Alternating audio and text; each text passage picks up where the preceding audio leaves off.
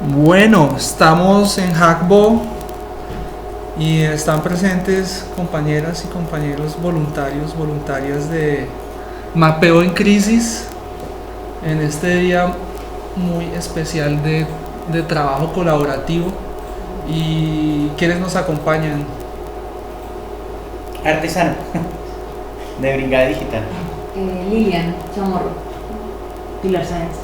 Bueno, yo soy Miguel Sánchez, Kublai Khan, y bueno, vamos a tener un repositorio del trabajo que vamos a hacer hoy con el fin de que otras personas puedan iniciarse en estas actividades y en el trabajo con el OpenStreetMaps humanitario.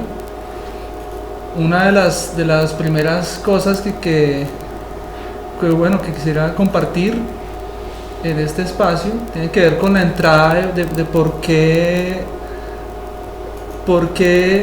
llegamos a esto, digamos en mi caso particular.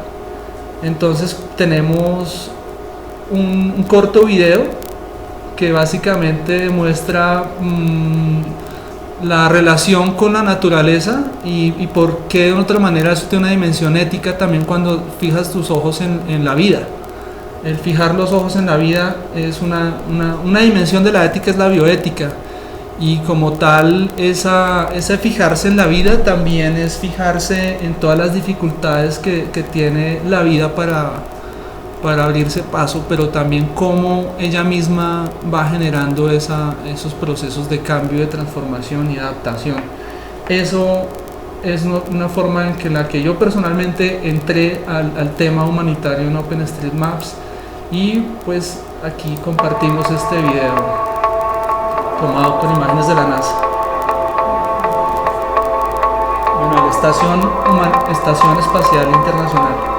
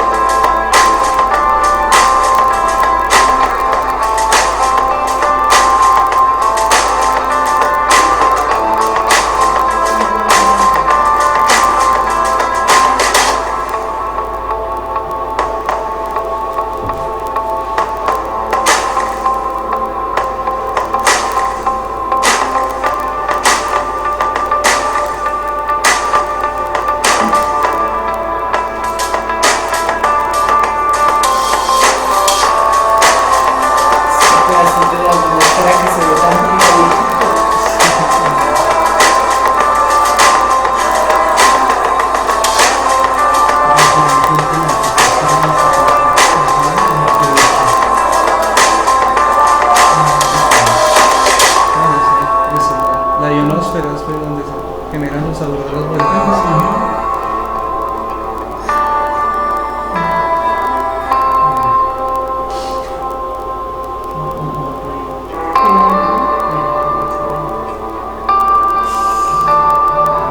Iván Castro, el mexicano, el fotógrafo, se fue a hacer fotos en todo el círculo polar. Genial. Bien, pues de otra manera es compartir una experiencia personal de cómo uno se maravilla con las cosas de la vida y que lo llevan a buscar, ¿sí? Esto está colgado en este blog que he venido construyendo con poco juicio. Y el entrar a maravillarse con estas cosas, entonces también nos lleva a pensar que la sociedad ha evolucionado, o no, inclusive sin ni siquiera pensar. Ese ha sido uno de los problemas, que ha habido diferentes paradigmas que nos han llevado a pensar el rumbo de la humanidad. Entonces los últimos 200 años, se ha dicho mucho, han estado influidos por el pensamiento, el racionalismo, como desde la Edad Media se pasó a la edad moderna, introduciendo el pensamiento del racionalismo, en el que, digamos, se trataba el mundo occidental de trasladar de ese pensamiento, lo dicen algunos antecesores espirituales, como yo les llamo a los autores que uno a veces conoce, lo llaman el desencantamiento del mundo. El ser humano en Occidente, porque de otra manera en Oriente es otra cosa. Tal vez nosotros dando tumbos en los seres humanos pensamos que el racionalismo era la forma de acceder a una modernidad, y esa modernidad estaba constituida por negar el pensamiento mágico religioso y entrar a la ciencia, ¿no? El valor de la ciencia, y eso de otra manera es como en el mito de Fausto, lo que nos libera pero lo que nos ata a la vez. Entonces una de las cosas que nos atan son las transformaciones tan grandes que hemos hecho en el mundo, en nuestro planeta, nuestra casa, a través de la acción humana, de darle ese papel al ser humano. Hay un texto de Pierre Levy que se llama Inteligencias Colectivas, que de otra manera me dio la posibilidad de entender algo acerca de esa sensación que tenía de que estábamos en un tiempo diferente y entender algo del momento histórico en el que nos encontramos. Y realmente pues lo que ha ocurrido entre finales del siglo XX e inicios del siglo XXI ha sido retomar el mundo occidental, cosas que ya existían, que ya estaban siendo propuestas por diferentes culturas y en otros espacios, incluso con mucho tiempo atrás, y comenzamos a vernos como una sociedad en cambio, en transformación. Y por ejemplo Pierre Levy habla de que hemos pasado, digamos, analiza los diferentes momentos históricos, y aquí digamos el momento histórico en el cual nos encontramos ha sufrido diferentes cambios, ¿no? Este momento histórico, este señor Pierre Levy lo categoriza como un momento en el que estamos en la sociedad en red. Se habla de culturas líquidas en las que nos dejamos permear por las cosas, y de otra manera tiene que ver con el reconocimiento del otro, como que se ha dado la gran necesidad de tener el reconocimiento del otro, y ese reconocimiento pasa por dejarse contagiar de todas las otras cosas. Y una parte de contagiarse es estar juntos. Aquí no me abre, pero en este lugar tengo una presentación donde hablamos algo acerca de la historia. Bueno, no nos sale, pero vamos a compartir el link después, y ahí yo trato de esquematizar más o menos esa transformación. ¿Por qué llegó ahí? Porque básicamente hacia el 2009, como les digo, esto es compartir alguna experiencia personal, ¿sí? Entonces hacia el 2009 un amigo me dijo: oiga, hay una conferencia. De hecho, lastimosamente el que me invitó no pudo ir. Era en la Universidad de Santo Tomás. Yo en ese momento estaba trabajando en un hospital en el centro de Bogotá, y aparece mi amigo, me invita a una conferencia y me dijo, se llama, bueno, ni siquiera me dijo el nombre, pero era un nombre interesante, o sonaba interesante lo que él me contó y lo que yo me acordaba. Y llegué a la conferencia, y estaba el profesor Gustavo Wilches Chaus con un profesor australiano que se llama Ben Albrecht. Y en ese momento yo no conocía nada del profesor Gustavo Wilches. Y la conferencia inició con el profesor australiano hablando acerca de la solastalgia. Y yo dije, bueno, ¿y esa vaina qué es? Entonces él trataba de explicar que la solastalgia es simplemente una sensación de desolación que siente alguien cuando su ambiente ha cambiado, se ha transformado. Su casa se le vuelve un chiquero, por decirlo así. Cuando su casa se transforma de tal manera que dejó de tener sentido de lo que era. Por ahí también está la presentación en internet de eso. Y entonces él hablaba, por ejemplo, como en el Valle del Cazador, si de pronto aquí aparece, miramos la presentación de ellos, Ben Albrecht se llama el profesor, y entonces él hizo una investigación en el Valle del Cazador en Australia, donde trabajó con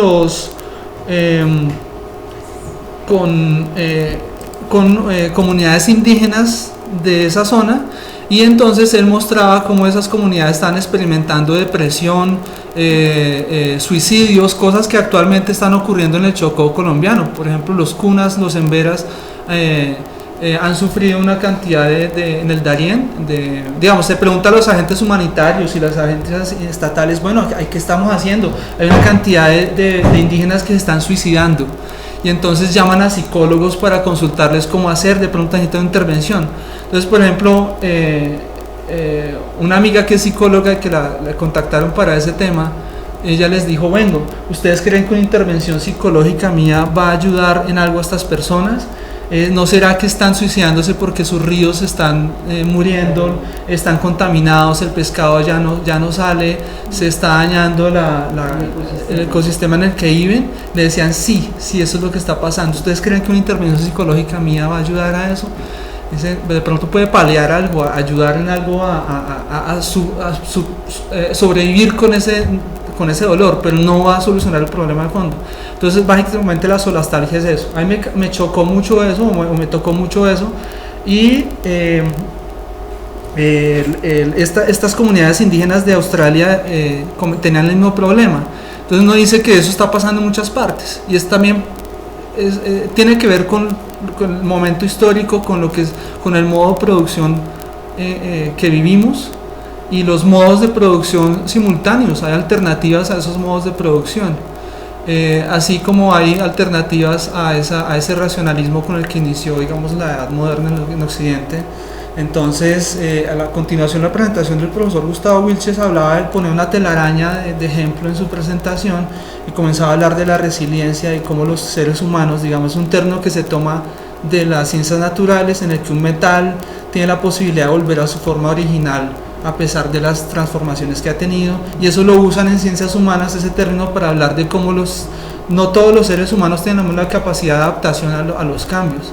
Entonces hay unos que terminan suicidándose por un cambio, con lo que ocurrió a muchas comunidades que están, por ejemplo, en el Valle del Cazador. Lo que ocurría allí era que tenían una mina estilo Cerrejón, una mina de carbón a cielo abierto, y pues había cambiado drásticamente su ambiente. Entonces, pues básicamente la resiliencia es esa capacidad de transformarse frente a los cambios, adaptarse a los cambios de ese entorno, y nos lleva entonces a pensar que hay muchas alternativas, y eso en un momento en el que estamos, en el que está cambiando la forma de ver las relaciones entre los seres humanos. Están, digamos, tradicionalmente en la sociedad, y aún ahora, o sea, eso no lo cambian tampoco las redes sociales, ni la internet, ni eso, pero sí ha sido una estructura piramidal la de las sociedades occidentales, y esa estructura piramidal hace que haya unos más afectados y otros como en la parte de arriba. Pero también hay un fenómeno de pirámide invertida, en el que también las bases se comienzan a conectar de otra manera a través de muchas formas, sobre todo cambios de pensamiento, y las nuevas tecnologías que se han descubierto producto de la misma ciencia también han ayudado a eso.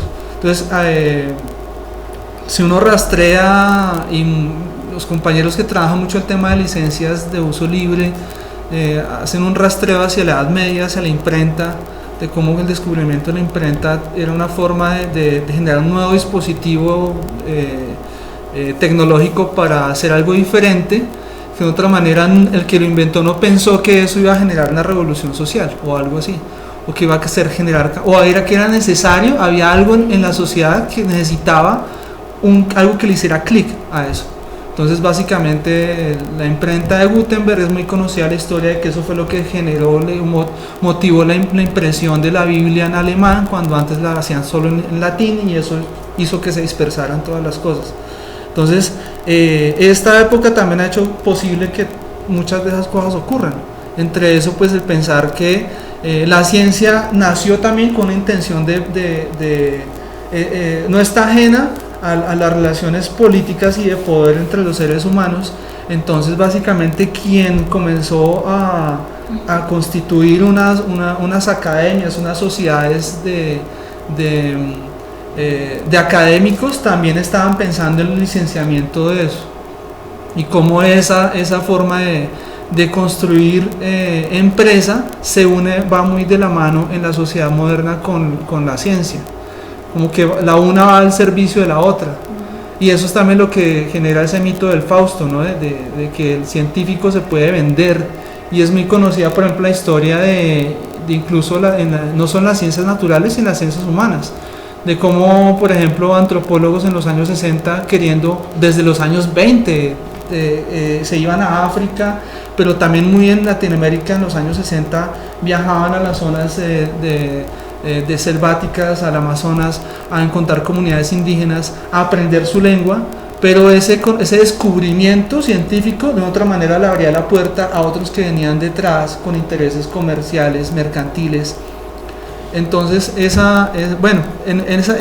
movimiento hace también que genere una crítica, ¿no? Hay un movimiento crítico al mismo racionalismo, al mismo capitalismo, pero también a las relaciones tradicionales entre los seres humanos cuando aparece la ciencia. Entonces, separando el conocimiento de los doctos, del conocimiento sabio, del conocimiento popular, ¿sí? Eso lo llama una separación entre doxa y episteme. Entonces, todo el conocimiento popular es lo que está subvalorado.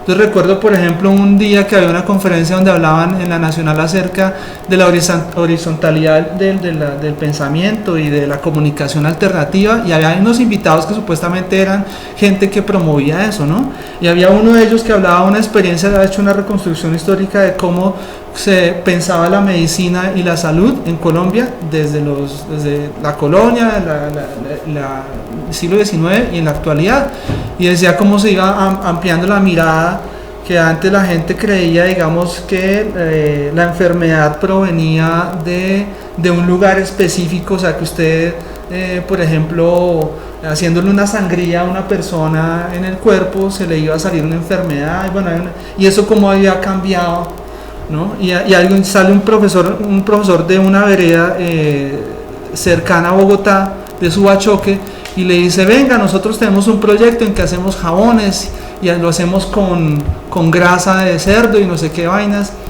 Y el profesor que estaba hablando de eso, pues como que lo calló y le dijo: no, o sea, de ese tema no estamos hablando, siendo que en realidad sí estaban hablando de lo mismo. Lo que pasa es que el lenguaje del uno no era capaz de llegar a compenetrarse con el lenguaje del otro, y eso ha sido. Entonces, por ejemplo, toda la industria, toda la medicina, ¿sí? Entonces, que ha habido una serie de procesos en que una vez se racionaliza un proceso, por ejemplo, en Bogotá, la chicha, entonces se racionalizó como haciendo una industria que tenía un interés ahí, y se atacó esa chicha porque había que hacer algo supuestamente más sano, más con un proceso metodológico probado y no sé qué. Y lo mismo ha ocurrido con todas las ciencias. Entonces siempre se ha comenzado a generar unos campos profesionales y académicos en donde quien genera el conocimiento lo hace con unas licencias privativas, y también en lo social la gente termina creyéndose el cuento de que el otro es el que construye el conocimiento. Entonces, para entrar más hacia el tema de OpenStreetMaps y el campo humanitario en OpenStreetMaps, pues hace parte de una corriente de innovación, de crítica, que trata de desalinearse de esa postura racionalista clásica, y de una otra manera que desde este momento se está viendo hacia atrás, pues con muchos problemas, esa postura que ha tomado la humanidad. Entonces es verticalizar el conocimiento, entonces que hay unos que saben y otros que no, que para usted saber y poder, por ejemplo, publicar lo que usted dice, tiene que pasar por unos filtros, que no todo el mundo llega a esos filtros, y mucho de ese conocimiento sigue siendo el conocimiento oficial, el que prima, ¿sí? el valorado. Mucho de eso tiene que ver con el conocimiento sobre el espacio y el territorio. Entonces eso va de la mano con la constitución de los estados también, en los que había un otro que hace algo por uno, y esta época cuestiona todo eso, pone entre paréntesis todas esas cosas, y una de esas cosas tiene que ver muy importante con el tema del reconocimiento del espacio, del territorio. Entonces hay una corriente de la geografía, que es la geografía crítica, que se une también con las corrientes de la historia crítica. Por ejemplo, donde en los años 30 comenzó un movimiento de historiadores a valorar las pequeñas historias, la microhistoria, ¿no? Entonces no es la historia, la gran historia, ¿sí? Sino sobre todo algo que llamaron el movimiento de los anales franceses, donde comenzaron a sacarle jugo a la vida cotidiana. Y lo mismo ocurrió con la geografía crítica. Digamos, ha habido un movimiento, sobre todo desde los años 60 para acá, muy fuerte de la geografía crítica, en la que no se separaba por ejemplo, uno hablaba con anterioridad, incluso en los colegios todavía se habla de la geografía humana y de la geografía física. De otra manera, son campos de pensamiento tan compartimentados que llegan a creer, entonces se unen con esa tendencia histórica de las academias. Entonces, hablando de quién planea el espacio, quién decide, y con temas de gobernabilidad y todo eso, entonces tiene que ser alguien que sea el alcalde, el gobernador, un presidente, una gente también que está ubicada en unos lugares específicos. Entonces, quienes estamos fuera de esos estamentos, como que no tenemos posibilidad de participar allí. Entonces, entrando por ejemplo en cómo se planea el espacio y el territorio,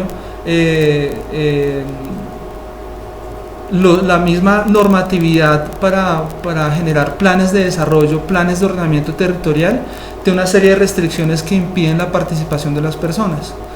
Pero a la par, todo este movimiento ha generado alternativas. De ahí surgen propuestas como la cartografía social, los métodos analíticos, los métodos cualitativos, que venían desde mucho antes, aprendiendo las ciencias humanas de la sociedad, pero que básicamente surgen como una respuesta a retomar las historias de la gente, a que la cartografía oficial, a que la planeación oficial y el gobierno oficial no son las únicas formas de apropiarse de un territorio.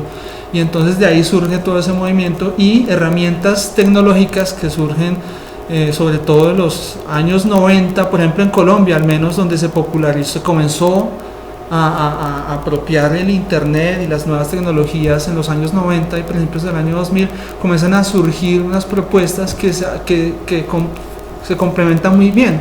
En Latinoamérica, por ejemplo, la educación popular, la teología de la liberación, todos esos ejercicios comunitarios donde la gente se traslada a los barrios, a las comunidades, a trabajar de la mano con la gente, de otra manera fueron criticados como ciencias mendicantes o actitudes mendicantes, al estilo de los monjes medievales que se iban pidiendo casi limosna por las comunidades. Entonces, subvalorado también por las academias. Y en este momento está dando un vuelco, porque de otra manera los gobiernos y las academias están volviendo la mirada sobre eso que miraban como de reojo. Uno de esos movimientos ha sido el movimiento OpenStreetMaps en el mundo, y pues en Latinoamérica, en los países de la franja tropical del mundo, que han sido por lo general los países identificados como menos desarrollados, ha tenido una acogida muy grande. Entonces eso como que yo siento que ha sido muy acogido, es porque también aquí ha habido ese tipo de movimientos críticos de apropiación, ¿no? Entonces uno de esos, por ejemplo, ha sido la investigación acción participativa, promovida por el profesor Orlando Falsborda, y que es uno de los que también ha hablado mucho del tema de planeación participativa, y eso se une mucho con estas propuestas. Entonces así hay como un ambiente social que ha sido favorable, y llegan unas alternativas tecnológicas que son apropiadas de una manera, unas necesidades muy importantes.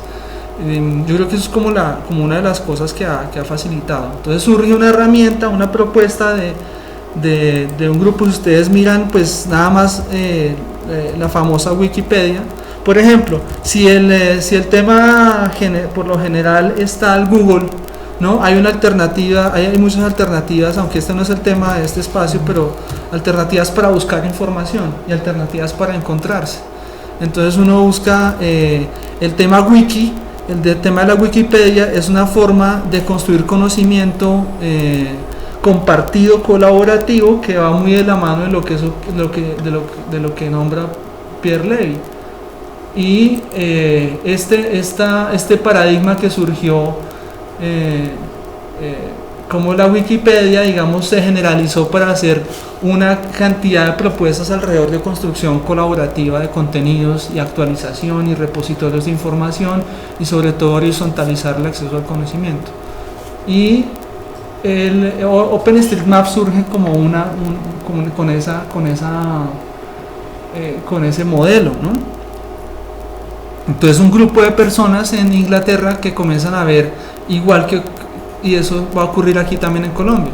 Entonces tienen unos proyectos en los que quieren generar proyectos participativos de uso de geografía, de uso de cartografía, de generación de contenidos, y van a la Agencia Estatal de Información para buscar esas fuentes cartográficas, y les dicen que no pueden usar eso, o si no van a cometer un delito, usar esa información cartográfica de base. Entonces, si ustedes ven de la misma herramienta de Wikipedia, pues la presentación que hay, ¿no? Es que es un proyecto colaborativo para crear mapas libres y editables, pero más que eso yo creo que es una forma de apropiación de territorio, o sea, es una herramienta para quienes quieren apropiarse de su territorio. Entonces hay una cosa, es el espacio geográfico natural, y otra cosa es el territorio como tal, lo que todos nos apropiamos, y hacer eso visible. Cuando usted hace visible, hay un juego muy típico de talleristas en el campo social o en el campo del trabajo social, que es un juego de las lanas. Eso es como una cosa que uno normalmente hace en un principio, o sea, es muy común, es muy conocido. Entonces tú coges un grupo de personas con las que quieres iniciar una actividad, y dependiendo del contexto en que estén, cogen unas lanas y le dicen: vamos a hacer gráficas las relaciones entre ustedes. Entonces, por ejemplo, coges una lana roja, una lana verde, el color que tú quieras, y dices: bueno, vamos a graficar las relaciones económicas entre ustedes. Entonces, en un círculo las personas se van botando la lana para decir: bueno, ¿quién le presta plata a ustedes normalmente? Entonces, boten la lana que usted le presta, o tienen relaciones de tipo económico, y queda la red ahí establecida con verde, por ejemplo.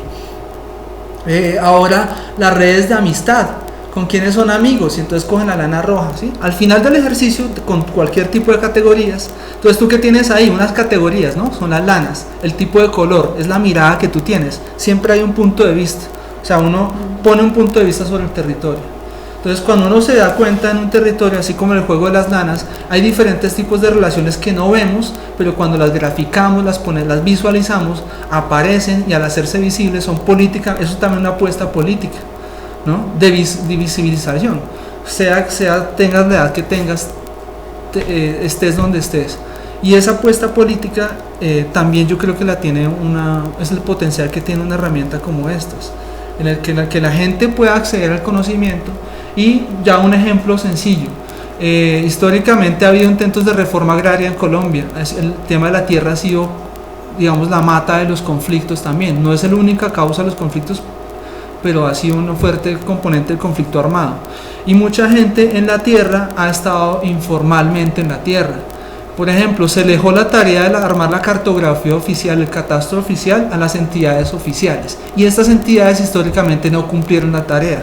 Pero la gente sí pobló los territorios, sí los habitó, y sus historias están ahí, las han vivido. Y el conflicto armado también hizo y revolcó, como dicen, todo, y hizo que la gente se desplazara, generar un movimiento de desplazamiento poblacional muy grande, y eso generó crisis humanitarias que se vinieron uniendo con temas también ambientales, porque, digamos, la forma en que la gente ha habitado los territorios en muchas partes, pero en Colombia, por ejemplo, históricamente la gente se ha ido hacia los ríos, por ejemplo, ha habitado históricamente, usted mira el poblamiento, y todo han sido culturas hídricas.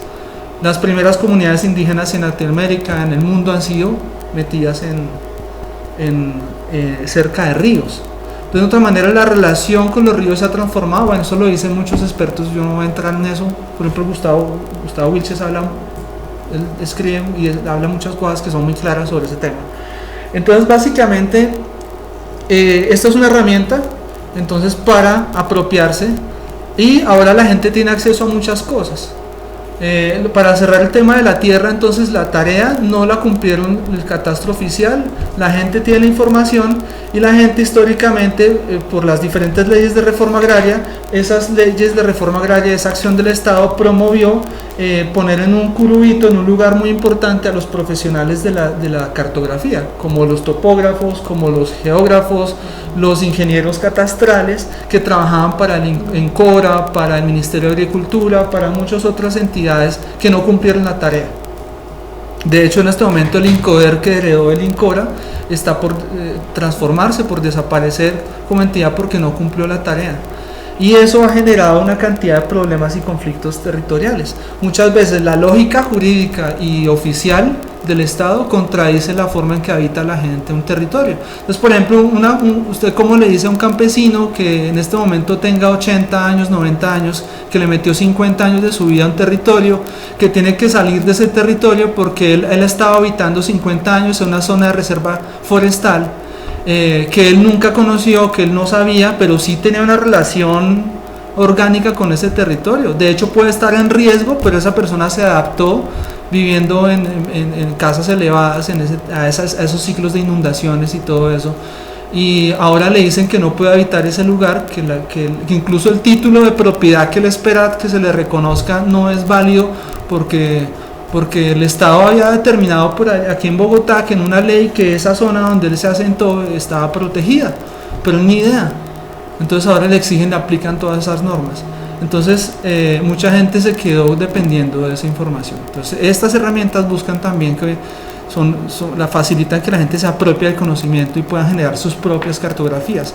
Hay un ejemplo: las comunidades NASAs en el Cauca están aprendiendo a manejar sistemas de información geográfica en computador, están haciendo recorridos de su territorio y nombrando las cosas como tal por su cuenta, ¿sí? Eso es por este momento. Podemos dar ejemplos más adelante de mapas de cómo el cartografía oficial, tú tienes la fuente oficial y te tiene prácticamente del IGAC, y es en blanco, casi una tabla en blanco con unos pequeños nombres y trazos de ríos, de vías, a veces ni siquiera tienen los nombres, y cuando tú haces un ejercicio de cartografía social sobre esos mapas o sobre el mismo, incluso de una forma independiente con la gente, la riqueza en lo que llaman toponimia, o sea, los nombres.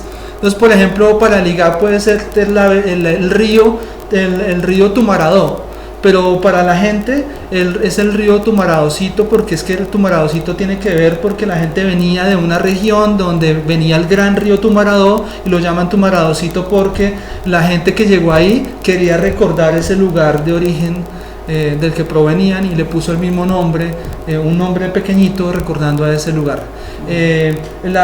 Por ejemplo, le ponen el nombre a una vereda, La Danta. Yo me acuerdo en un ejercicio, la vereda le llamaban oficialmente el Tablón, pero en realidad la gente decía, no, eso no se llama así, se llama es La Danta. ¿Y por qué La Danta? Porque aquí había muchas dantas y la gente cazaba muchas dantas, y a partir de eso, ¿sí? Si tú vas a ver en el IGAC, tú no vas a encontrar los nombres completos de las muchas fincas en Colombia se llaman, por ejemplo, no hay como diga, Dios, no hay como Dios, el paraíso, hasta aquí llegué, bueno, unos nombres que son tan particulares que no dan cuenta, y cuando ocurre algo en un lugar ya la gente se moviliza y aparecen ciertas realidades que se desconocían, y eso dificulta la llegada a un lugar, la llegada a una atención de una situación como tal de responsabilidad. En tiempos normales, de que el Estado actúe de acuerdo a que un plan de desarrollo cumpla las relaciones con un territorio. Por ejemplo, Orlando Falsborg da cuenta como el sur del Atlántico, el sur de Magdalena y el sur de otros departamentos, el conflicto armado se pegó tanto allí porque básicamente el ordenamiento que se hizo pensando en otra lógica, y no es la lógica en la que la gente vive y habita los lugares. Básicamente, para comenzar a apropiarnos de esta base de conocimiento, entonces vamos a comenzar a trabajar con esta herramienta, ¿no? Y OpenStreetMaps tiene un servidor que el primer paso es abrir una cuenta allí, osm.org. osm.org o openstreetmap.org es el sitio oficial de OpenStreetMaps. Allí, digamos, el primer paso es registrarse. Bien, entonces la invitación es para quienes no hayan hecho la inscripción, la apertura de una cuenta en OpenStreetMaps, hacer esa apertura de cuenta. Y también OpenStreetMaps tiene una wiki. Si buscamos la palabra wiki, OSM o OpenStreetMaps, tenemos aquí la wiki de OpenStreetMaps que nos va a servir. Si ustedes se dan cuenta, aquí también hay una que nos muestra Map Features, o sea, las etiquetas de mapa. Al buscar la wiki OSM en un buscador, nos aparece la web principal y las etiquetas de mapa que nos va a servir también. Y para el trabajo específico que vamos a hacer con Salgar, pues un sitio de referencia es hotosm.org, que a partir del 2010, con el terremoto en Haití, se generó una división o un grupo específico dentro de esta fundación, que es una fundación, para básicamente hacer un vínculo entre los voluntarios de este mapa colaborativo de OSM con los equipos tradicionales de respuesta, porque hay muchos mecanismos de respuesta que tienen formas tradicionales de nombrar las cosas, de organizarse, y pues la idea es poner al servicio esta base de datos cartográfica, ponerlo al servicio de los cuerpos de atención humanitaria.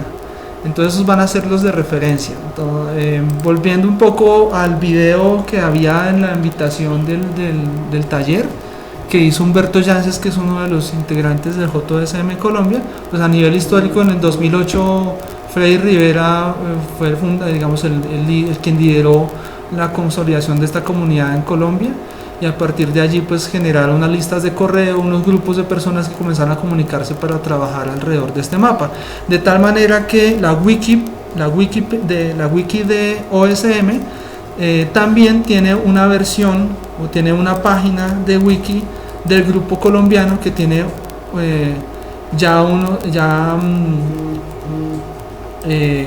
actividades y contenidos propios para Colombia. Entonces si buscamos el grupo de Colombia, esos van a ser como nuestra referencia para documentarnos, para ver las etiquetas, para ver todo eso, el Wiki Project Colombia, ¿no? Y hay una guía para mapear en Colombia. Entonces una de las cosas también que si nos vamos a meter en el campo del mapeo humanitario, o sea, el OpenStreetMap sirve para todo tipo de usos, pero en el campo humanitario básicamente hay unas recomendaciones simples. Una tiene que ver con, si yo voy a mapear en un lugar, tengo que reconocer cuál es ese contexto en el que se está mapeando, cuál es el tipo de relaciones que se establecen ahí. Por ejemplo, para una vía terciaria, un camino apenas marcado para andar a pie, puede ser considerado por nosotros como una vía terciaria, digamos así en términos normalmente hablando. Pero para esa comunidad, esa vía tan pequeñita puede ser la principal. Entonces, en ese contexto, esa vía es muy importante. Entonces, esas clasificaciones estandarizadas como en el campo humanitario entonces lo primero es, ya que nos vamos a centrar en Salgar, Antioquia, debemos contextualizarnos en ese lugar, cómo es, si es una zona rural, qué tipo de actividades se generan, qué habitantes hay allí y todo esto. Entonces, volviendo básicamente, vamos a entrar a la plataforma. Tenemos, como les decía, varias vías de acceso. La plataforma es la primera vía de acceso que vamos a iniciar acá. La otra es usando las aplicaciones que se descargan, que están puestas también en el repositorio JOSM. Entonces yo voy a permitirme ingresar con mi usuario. La invitación es para que ustedes también ingresen con su usuario a la plataforma de OSM.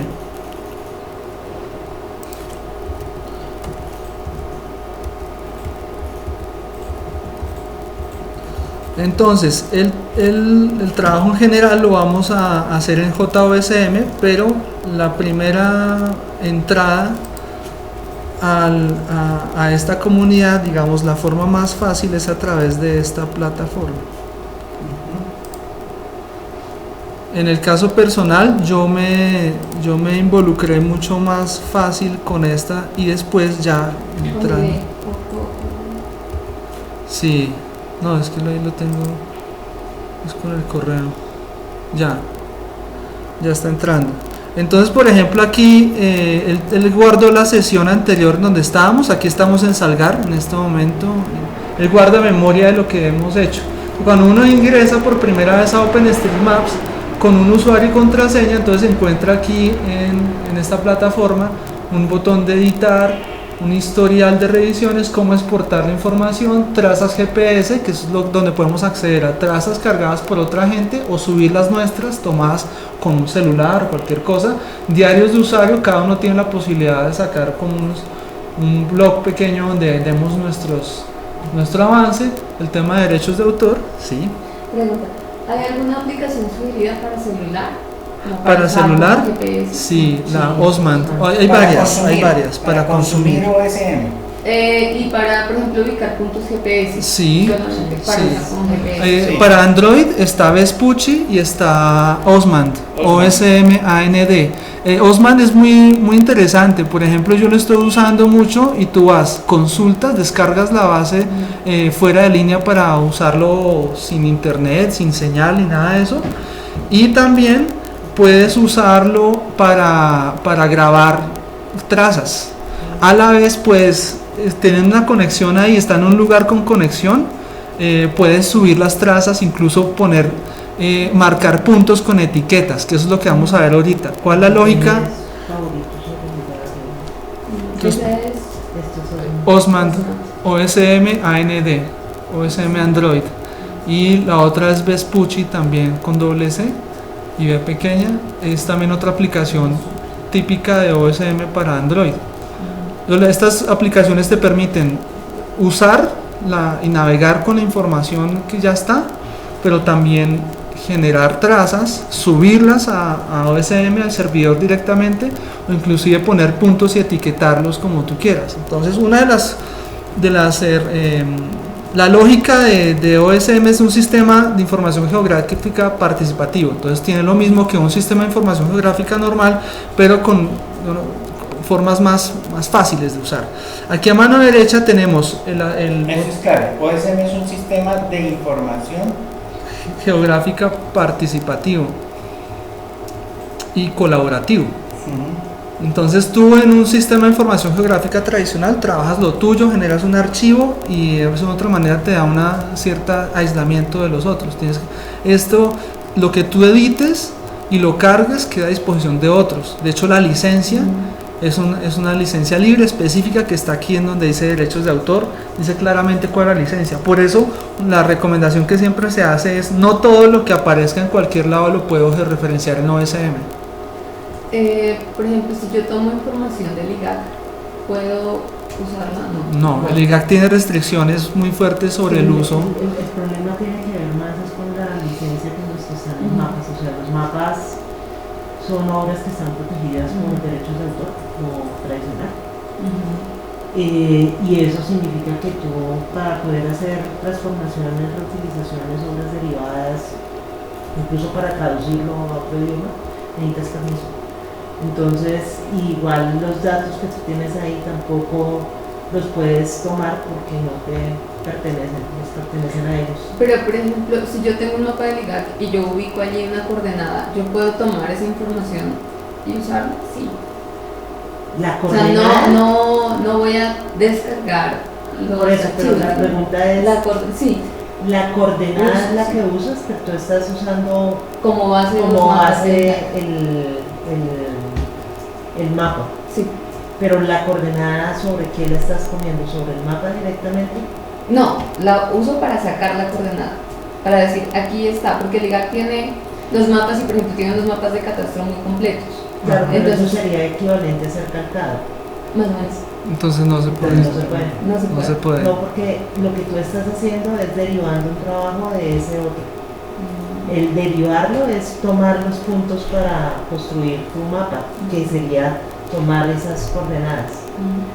Otra cosa es si tú vas con el mapa y te vas hasta el lugar y con un GPS tomas los puntos, ahí ya esos puntos sí son tuyos y tú puedes subir la traza y hacer cosas con esa traza. Pero si vas a calcar es hacer una obra derivada. Claro. Por Que ejemplo, que esa es una de las preguntas que usualmente casi siempre salen en todos los talleres y es bueno, ¿y el IGAC qué? Si la información geográfica del país está ahí y si nosotros queremos, digamos, contribuir en la consolidación de un mapa para nuestro territorio, ¿por qué no podemos utilizar la información del IGAC? Y es esa restricción en cuanto al tema de los derechos de uso de autor. Porque, Y no solo el IGAC, o sea, también por ejemplo Google Maps o con algunas aplicaciones de Yahoo, de Bing, hay algunas informaciones que sí la licencia se permite y hay otras que realmente son restrictivas, aunque hoy está pasando lo contrario. La información de OSM está, como hay tanta gente produciéndola y está tan actualizada, muchas veces esos servidores llegan y cogen información de ahí y la copian. Sí. Pero entonces no, nosotros les decimos, entonces ahí es donde digamos que toca ahí es hacer. donde uno juega con la licencia para este lado. La información que está en OSM está con una licencia abierta, o sea, la idea es que efectivamente se permita su utilización en cualquier circunstancia, pero se tiene que hacer la atribución correctamente, o sea, se tiene que decir que esa información viene de OSM, es lo único que se pide. Pero si tú le quitas la atribución, la referencia, estás incurriendo en una falla con la licencia. Entonces, un poco lo que estaba diciendo Artesano, que a veces ha pasado y que de hecho sí nos ha sucedido con Google, con otras plataformas de mapas, es si no ponen la licencia, nosotros les decimos como tú estás incurriendo en algo, si vas a utilizar los datos y que los estás usando y los tienes que utilizar en la forma como nosotros acordamos que se utilicen, tienes que decir de dónde los estás sacando, no puede ser simplemente los copio y ya, tienes que hacer la atribución correctamente. Incluso si quiere usos comerciales, hágalo, o sea, no importa, pero haga la atribución. Entonces es como la pelea del otro lado también. Y frente a los mapas que provee el IGAC, pues hay que tener en cuenta que el IGAC es una empresa industrial y ¿cómo es? Comercial del Estado. Comercial Y o comercial social del industrial Estado. del Estado. Entonces esa empresa como tal, digamos que una de las cosas que uno tiene que tener en la cabeza cuando pensando en el IGAC es que ellos tienen que producir para mantenerse de alguna manera. Entonces eso es lo que hace que efectivamente las licencias para ellos es porque ellos están haciendo un trabajo que muchas veces es pago por un tercero y ellos no pueden dejar eso sin necesariamente una licencia. La pelea nuestra es como, ok, lo entendemos, pero entonces dejen una licencia que permita hacer trabajos derivados y que permita utilizar esa información que está recopilando para otras cosas. Entonces es igual ahí va. Bien, entonces la información que se cargue sí tiene que tener esa licencia, tener la seguridad de que no va a tener, se puede usar. Entonces aquí tenemos, por ejemplo, herramientas para buscar la ubicación en la que estamos, ¿sí? No la voy a poner porque nos saca de Salgar, las capas. Entonces hay diferentes capas que se pueden usar para ver, ¿no? Vea que aquí hay un humanitario, hay un Mapquest que también es otra forma de renderizar. El mapa ciclista te muestra las cotas de nivel y el estándar que llamado MapNIC. Por ejemplo, si uno toma el humanitario, creo que aquí está activado es el humanitario, tiene unas etiquetas específicas. Hay un estándar de humanitario para OpenStreetMaps. Entonces esas etiquetas ya vamos a hablar un poco de las etiquetas para aclarar bien en qué consiste el etiquetado. Entonces esas son las herramientas y por ejemplo como la idea es comenzar a editar, entonces cuando tú quieres editar le das opciones y te muestra con editor en el navegador. Potlatch es una de las aplicaciones que usa el servidor para editar. Y hay otra que es editar con control remoto, que es la que se usa y se menciona en el video de Humberto, para usarla con el servidor de tareas, ¿no? Entonces, recordando, siempre que pregunta a la gente, ¿y por qué Google Maps no tiene tales cosas? Comparando, ¿no? Entonces, pues siempre es lo que se responde normalmente es pues que esto es una base cartográfica. Esto, lo que hace la gente con OpenStreetMaps es inventarse todas las aplicaciones que quiera, todos los usos, porque precisamente la herramienta y la fundación da esa libertad, pero no es el objetivo principal crear aplicaciones que sean usables ni nada de eso, sino tener una base de datos consolidada. Entonces cuando le damos editar, él automáticamente nos comienza a ubicar en el lugar. Siempre que tú le das editar a algo, él no te deja editar a gran distancia, tienes que estar a cierto zoom. Entonces si jugamos con el ratón, con la rueda del ratón, nos va a dar un acercamiento. ¿Eso es ProTouch? Ese es, sí. Uy, ha cambiado hartísimo. Ha cambiado hartísimo. Entonces esto es como, yo inicié con este, o sea, con este es en el que uno comienza y aquí tú ves unas convenciones. Lo que normalmente llamamos convenciones que nos enseñan en el colegio a manejar, pues básicamente es el etiquetado. Y lo que hace uno es ponerle propiedades a un objeto. Y aquí jugamos con objetos. Los llaman objetos espaciales, la gente de geografía. Y cada objeto espacial tiene unas propiedades de acuerdo para después poder ser relacionadas con otras y poder generar mapas temáticos y bueno, poder usarlo en la base de datos como uno quiera. Pregunta, ¿cuál es la diferencia entre ID y Potlatch? Entre ID, pues no es la forma en que se presenta, realmente es el tipo de, vamos a usar ID. Pero son similares. Son similares. Tienen el navegador y tienen como la misma. Sí, mira, este es el editor ID, ¿sí? Y él tiene ya una guía. Creo que el ID es un poco más amigable o más enfocado en el usuario que no es avanzado, pero básicamente es intuitivo, ¿sí? Es otra forma de presentarlo, otra forma de generar también los contenidos, pero también, digamos, tiene la forma de consultar información, ¿sí? Ese es ID. Entonces, yo normalmente uso o Potlatch o el JOSM que te da más posibilidades, digamos, de edición y tienes diferentes, pero se pueden explorar ambas. Yo tengo un problema porque no me está apareciendo el mapa. ¿No te está apareciendo la fotografía aérea de fondo? Sí. Entonces aquí hay uno, cuando tú abres editar, te aparece uno, ayuda, te aparece fondo, estilo del mapa, datos del GPS, tareas y opciones. Entonces en foto tú puede ser que tengas seleccionado, no me aparece. No te sale Bing. No me sale nada.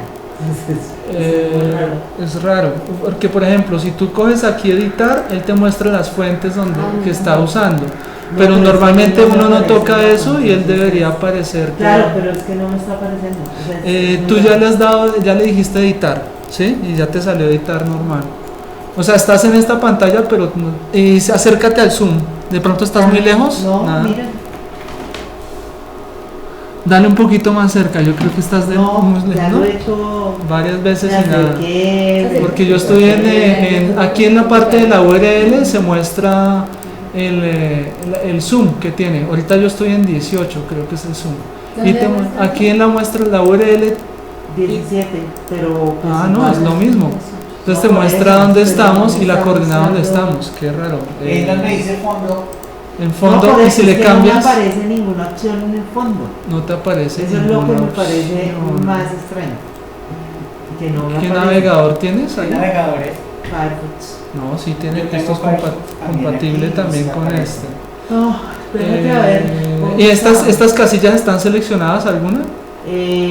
No. No. La otra, al abrir acá y le das editar, ¿qué te sale acá? Nada. No te sale nada. Pues la otra es que cojas, por ejemplo, busquemos el de Bing y te pasemos a la... No, espérate, voy a cambiar de navegador. Pregunta. Señora, ¿cómo por si acaso? O si no le copiamos lo que diga aquí Bing, le copiamos esta dirección en el pad, por ejemplo, copiamos esta y tú manualmente le puedes meter estas propiedades al de Bing y lo ponemos acá. ¿Qué características mínimas se requieren para poder hacer la edición en un computador? Son muy mínimas, o sea, son sencillas, son mínimas de verdad.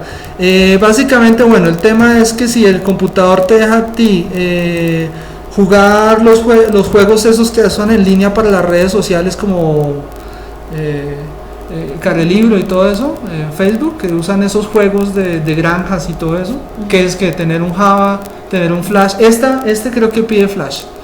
Este no tiene HTML5, que es lo que diría mucha gente que sería más de avanzada. Este necesita Flash. O sea, en cuanto a computador, un procesador normal. Si el computador navega, ya. Porque básicamente lo que tú estás haciendo es accesando la información a través de un servidor web. Y ese servidor web tiene unas herramientas que te permiten modificar vectores, porque lo que mueves son vectores, no son informaciones que pesen mucho, ni JPGs, ni TIFF, a pesar de que lo que calcas es una foto, ¿sí?